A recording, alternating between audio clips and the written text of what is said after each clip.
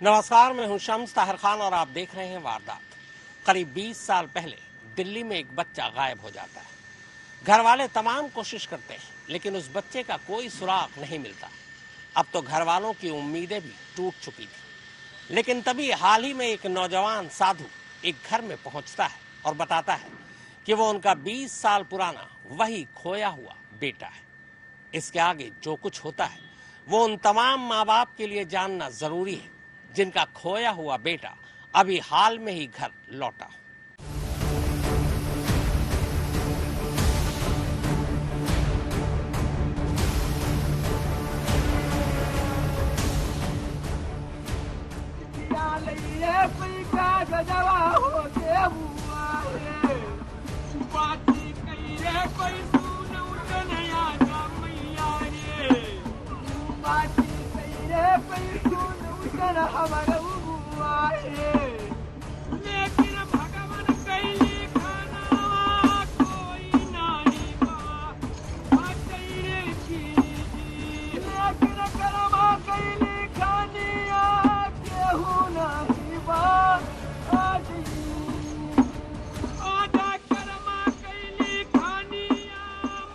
गांव के बीचों बीच बैठकर सारंगी की तान पर गीत सुनाता जोगी और फूट फूट कर रोते ये लोग।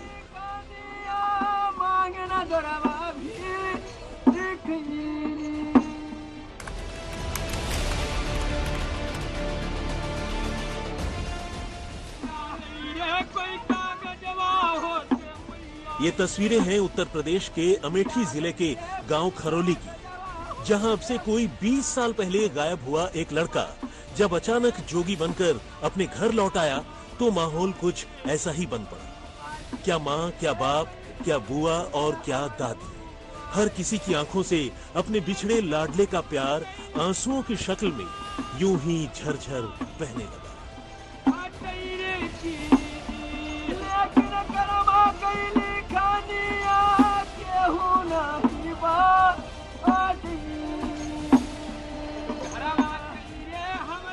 ऊपर से सारंगी की तान पर जोगी ने राजा भर्तृहरि की वो दर्द भरी कहानी सुनाई, जिसे सुनने के बाद तो मानो माँ का कलेजा मुंह को आ गया। कभी वो अपने बेटे को देखती तो कभी उसकी बचपन की यादों में खो जाती। देखते ही देखते ये खबर खरोली से निकलकर आसपास के इलाकों में फैल गई और लोग तकदीर के इस अद्भुत खेल का गवाह बनने इस गांव की ओर दौड़े चले आए।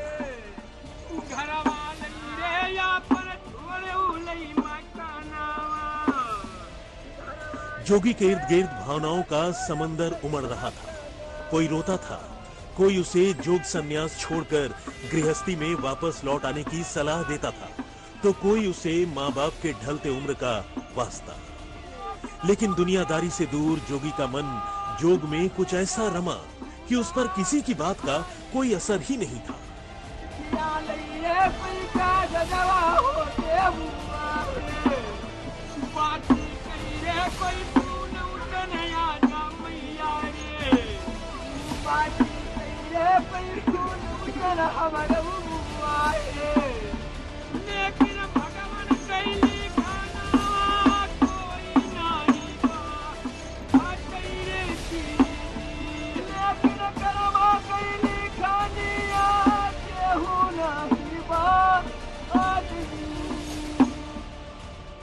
असल में इसी गांव के रहने वाले रतिपाल सिंह का छोटा सा बेटा अरुण कुमार सिंह उर्फ पिंकू अब से कोई 20 साल पहले राजधानी दिल्ली में तब कहीं गुम हो गया था जब रतिपाल सिंह किसी काम से अपने बेटे के साथ दिल्ली गए थे। एक वो दिन था और एक आज का दिन। रतिपाल सिंह और उनका पूरा परिवार अपने कलेजे के टुकड़े की याद में तिल तिल कर मर रहा था।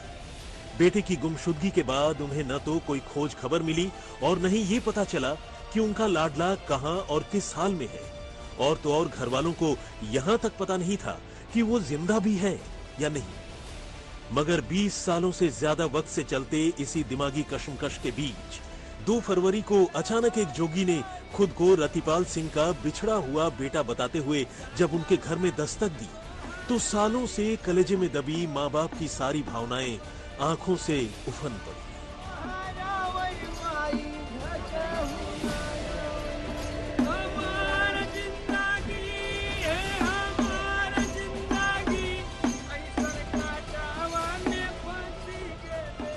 इन 20 सालों में पिंकू इतना बदल चुका था कि अगर उसने खुद ही अपने मुंह से अपनी पहचान जाहिर न की होती तो शायद उसके माँ बाप भी उसे नहीं पहचान पाते। मगर चूंकि अपनी माँ से भिक्षा लिए बगैर उसका जोग सफल नहीं होता, इसलिए उसे न सिर्फ अपने गांव बल्कि अपने घर वालों के दरवाजे पर लौटना पड़ा। लेकिन ये तो रही बेटे की कहानी। एक माँ, उसका बुजुर्ग बाप और तमाम नाते रिश्तेदार भला बेटे के इस हट को इतनी आसानी से कैसे मान लेते। तो उन्होंने बेटे को जोग यानी संन्यास जीवन छोड़ने के लिए मनाना शुरू कर दिया। लेकिन इसी मनाने समझाने में घर लौटे बेटे ने एक ऐसी बात कह दी कि कुछ देर के लिए घर वाले भी सख्ते में आ गए।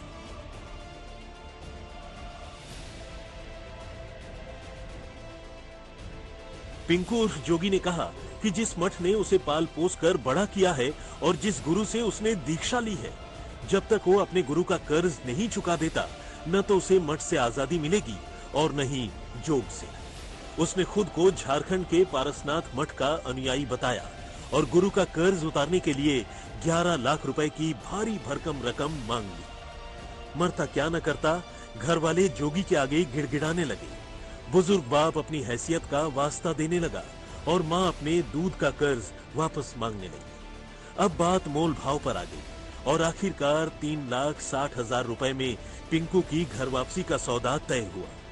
बेटे के प्यार में पागल पिता ने न सिर्फ उसका जोग खत्म करवाने के लिए अपनी पुश्तैनी जमीन का एक हिस्सा गिरवी रख दिया, बल्कि उसकी घर वापसी होने तक उसके संपर्क में रहने के लिए उसे आनन फानन में एक मोबाइल फोन भी खरीद कर दिया।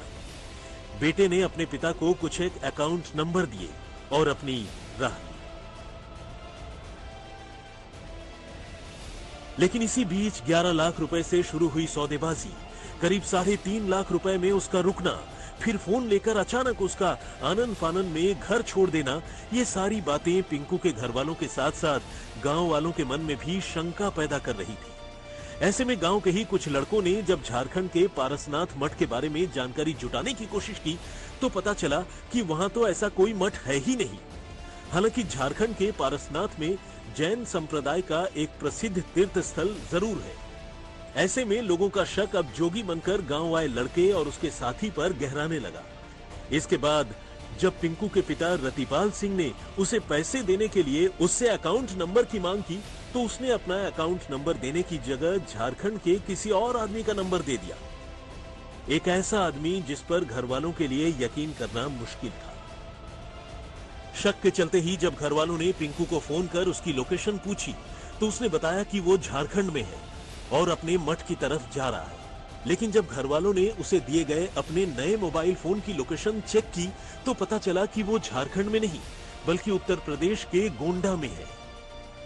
उसके भागने से, उसके खाता नंबर सही ना देने से तो मुझे डाउट हो गया ना कि फ्रॉड कर रहा है इसका मतलब हमारे साथ। अगर वो सही होता तो सही चीज बता दे। फिर मैंने पुलिस की सहायता ली तो पुलिस सर्विलांस से जब उनका नंबर लगाई तो वो बता रहे झारखंड में है, उनका नंबर बता रहा कि ये गोंडा में है, तो और शक बढ़ गया। अब घर वालों का शक यकीन में बदल चुका था। जोगी बनकर गांव आए दोनों लड़के असल में उनके गुमशुदा बेटे की झूठी पहचान लेकर उनकी भावनाओं का सौदा कर रहे थे, उन्हें ठगने की कोशिश में थे। अब घर वालों को ये यकीन हो चुका था कि वो लड़का 20 साल पहले गायब हुआ उनका बेटा पिंकू तो बिल्कुल नहीं है। लिहाजा गांव वालों ने पुलिस को फोन कर दिया और पूरी कहानी बताई।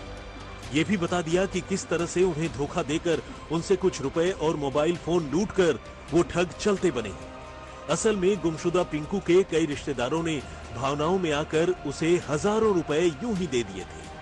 अमेठी पुलिस अब जाकर जोगी के मोबाइल फोन को ट्रेस करती हुई यूपी के गोंडा जिले के टिकारिया गांव में पहुंची, जहां जाकर पता चला कि वो लड़का कोई और नहीं बल्कि एक आले दर्जे का ठग नफीस है, जिसका पूरा का पूरा परिवार ही इस तरह घूम घूम कर लोगों से ठगी किया करता है। बदकिस्मती से यहाँ नफीस तो पुलिस को नहीं मिला, मगर नफीस से जुड़ी कई कहानियां जरूर पुलिस के सामने आ गई।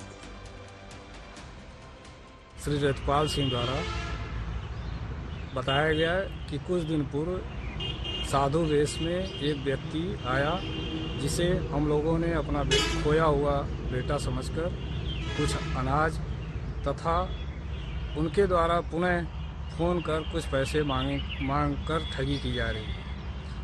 उक्त के संबंध में उनके द्वारा एक प्रार्थना पत्र दिया गया है, जिस पर मुकदमा पंजीकृत कर विधिक कार्रवाई की जा रही है। फिलहाल अमेठी पुलिस जोगी बनकर गांव वालों को ठगने पहुंचे नफीस और उसके साथियों की तलाश कर रही है, लेकिन इसी के साथ साथ जज्बातों के इन लुटेरों के बारे में अब पुलिस को ऐसी कहानी पता चल रही है कि खुद पुलिस वाले भी हैरान हैं। आखिर ऐसा कैसे हो सकता है?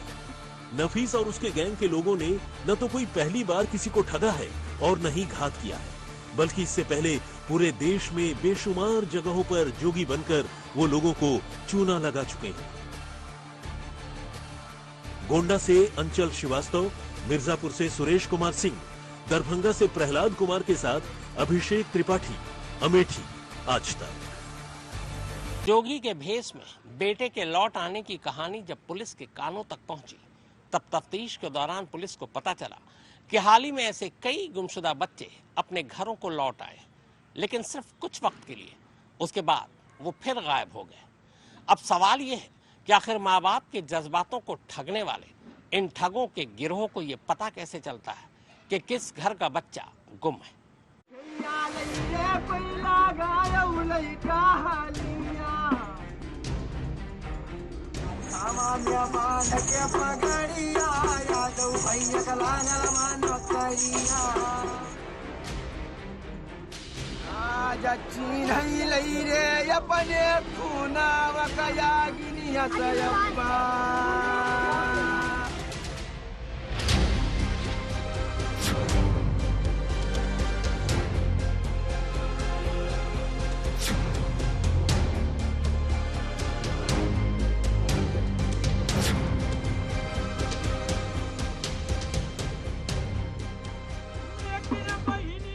अमेठी के जोगी की तस्वीरें तो आपने देख ली। अब झारखंड के पलामू, बिहार के दरभंगा और यूपी के मिर्जापुर की ये तस्वीरें देखिए। कुछ समझ में आया? अगर नहीं तो चलिए हम ही बता देते हैं। इन तीनों के तीनों तस्वीरों में नजर आ रहा जोगी कोई और नहीं बल्कि वही लड़का है जिसने अमेठी के एक परिवार से हजारों रुपए और मोबाइल फोन की ठगी की और लाखों रुपए ठगने के फिराक में था। लेकिन अब सवाल यह है कि अगर इस लड़के का ताल्लुक वाकई अमेठी से है तो फिर ये पलामू, दरभंगा और मिर्जापुर में क्या कर रहा है? तो इसका जवाब है तथाकथित जोगी यूं ही हर जगह अलग अलग नाम और पहचान से लोगों के घरों में पहुंचता है और उन्हें उनके घर का बिछड़ा हुआ बेटा बताकर रुपए ठगने की कोशिश करता है। अमेठी में पिंकू बनकर आए गोंडा के रहने वाले नफीस की पोल खुलने के बाद जब पुलिस ने मामले की जांच शुरू की तो ये पता चला कि वो पहले भी अलग अलग जगहों में घूम कर ऐसी ही ठगी कर चुका है। साल 2021 में यही नफीस एक बार पलामू गया, जहां खुद को सालों पहले घर से गायब हो चुके अभिमन्यु कुमार बताकर उन्हें अपनी बातों में फांस लिया और उनसे 2.5 लाख रुपए नगद और कई तोले सोने के जेवर लेकर फरार हो गया। दरभंगा के ही खिरमा गांव में तो नफीस एक मुस्लिम परिवार के घर ही जा पहुंचा, जिनका बेटा इफ्तिकार साल 2001 में दिल्ली के लिए निकला था और गायब हो गया। यहाँ भी नफीस ने खुद को उनका बेटा इफ्तिकार बताया और अब खुद जोगी बन जाने की कहानी सुनाई। नफीस को इफ्तिकार समझकर घर वाले जज्बाती हो गए और इसके बाद नफीस ने उनसे भी अपनी घर वापसी के लिए अपने गुरु को दक्षिणा चुकाने के नाम पर लाखों रुपए ठगने की कोशिश की, मगर उसकी पोल खुल गई और वो फरार हो गया। दरभंगा की तरह ही इस नफीस का एक भाई राशिद 2021 में मिर्जापुर के सहसपुर गांव पहुंचा था, जहां उसने खुद को बुद्धिराम विश्वकर्मा का गायब बेटा अन्नू बताया और करीब 1.5 लाख रुपए ठग लिए। तब राशिद और उसके भाई नफीस के खिलाफ केस भी दर्ज हुआ। असल में गोंडा के टिकारिया गांव का रहने वाला नफीस का परिवार और उन्हीं के जैसे कई और परिवार ऐसे ही ठगी के काम सालों से करते आए हैं। ये पहले गुमशुदा लोगों की जानकारी जुटाते हैं और फिर उनके घर जाकर अपनी झूठी पहचान के साथ उन्हें ठगने की कोशिश करते हैं। लेकिन अब अमेठी वाले मामले के बाद उनकी पोल खुल गई है, पुलिस उनके पीछे पड़ी है। गोंडा से अंचल श्रीवास्तव, मिर्जापुर से सुरेश कुमार सिंह, दरभंगा से प्रहलाद कुमार के साथ अभिषेक त्रिपाठी, अमेठी, आज तक। अब हर संडे आप रात 11 बजे आज तक पर देख और सुन सकते हैं क्राइम कहानियां विद शम्स। टीवी पर तो आपने क्राइम की कहानियां बहुत देखी होंगी, पर अब टीवी पर सुनिए भी। तो वारदात में फिलहाल इतना ही, मगर देश और दुनिया की बाकी खबरों के लिए आप देखते रहिए आज तक।